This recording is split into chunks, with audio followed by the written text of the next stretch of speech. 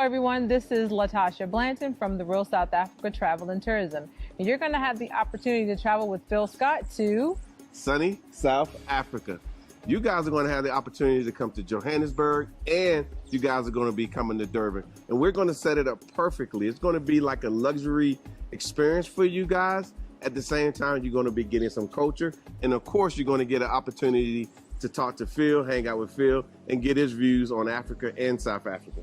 You're also going to get an opportunity to explore the lifestyles here that are available in South Africa. And we're going to do all that for you in an amazing 10 days. We do hope that you go to the website and book, because we do look forward to seeing you here. Absolutely. Our website is therealsouthafrica.com. Go there, scroll down. You'll see a picture of Phil, and just go ahead and book there. So we'll see you here in what we like to call sunny South Africa.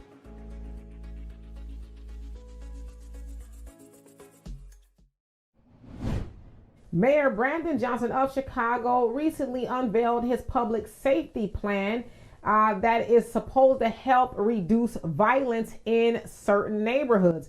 Now, it's based off of two pillars, and I'll read them to you. The first one is people-based. The plan focuses efforts on Chicagoans who are mostly impacted by historic divestment and violence. This includes outreach and intervention with youth and adults of highest promise, members of our community who have been impacted by the repeated cycle of harm due to purposeful divestment, as well as support for victims and survivors of violence. Place-based.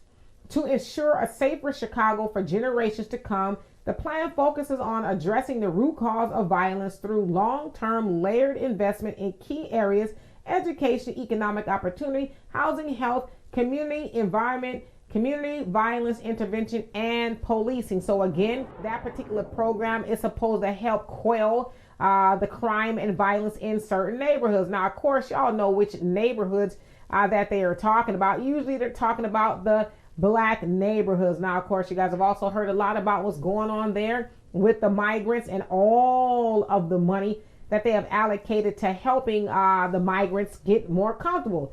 Now, this particular plan will allocate about $100 million. That's what they want to do, right? $100 million toward reducing the crime and, helping people and all this other stuff.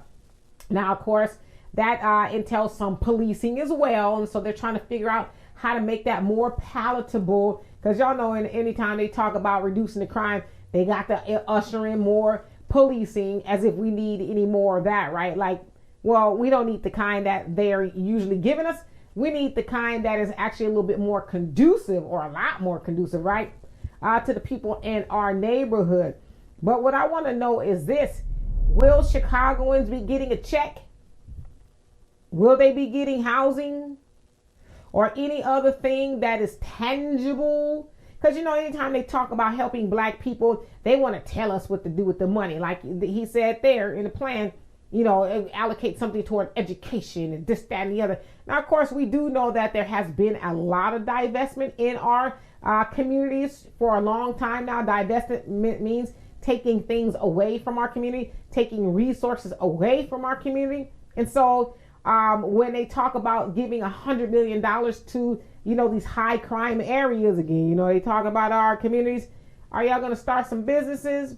Are y'all going to give money to Black people to start Black-owned businesses? Because that would help reduce the crime by putting money back into the community. We don't need no more programs, policing and all this other stuff. If people want to go to college, good, they'll do that. Yes, I do believe that they should do something, especially with the children who may not be going to school, who may have dropped out. Yeah, allocate some money toward that stuff. But will Chicagoans, Black Chicagoans, because that's who they really talking about, right? Will they be getting money? I really want to know that. But of course, we know the answer is no, they're not going to be getting money. But like I said, the migrants, they got money, they got housing. In fact, it sounds like they've moved the last of the migrants out of the police station into, I guess, a shelter that's a little bit more accommodating for them. But I guarantee you there's still Black Chicagoans that are sleeping on the streets in that very brutally cold weather. Y'all know, especially coming up, the winters in Chicago is like historically brutal, right? And so will that $100 million that's supposed to be allocated toward reducing crime and and addressing the divestment. Now, this is another thing. Brandon Johnson really never said how all of this was going to get done. It was kind of like, well, we're going to do this to education. You know how they do. They name these things, but they don't really just break it on down. Like they have broken it on down, how they're going to house the migrants and give them money and all that other that. They got that down to a science. But when it comes to things that may pertain to our community, again, they didn't say black, but they did say high crime neighborhoods, which, come on. We know they're talking about us, right? But they never really say how they're going to just break it on down. But for those of y'all who live in Chicago, ask them, well, does that mean we're going to get a check as a part of that $100 million going to be money directly given to us? Because that's how you help reduce crime too. Give money. So people don't necessarily feel like they got to go do something nefarious to get something, whether it's food or whatever it is, right? Pump money into the high crime neighborhoods of the black communities like you pumped it to those migrants. And I think that'll solve a lot of the problem. What do you guys think? So anyway, for more insightful commentary, please subscribe to this channel and my channel, The Demetra Kaye Show, here on YouTube. Peace.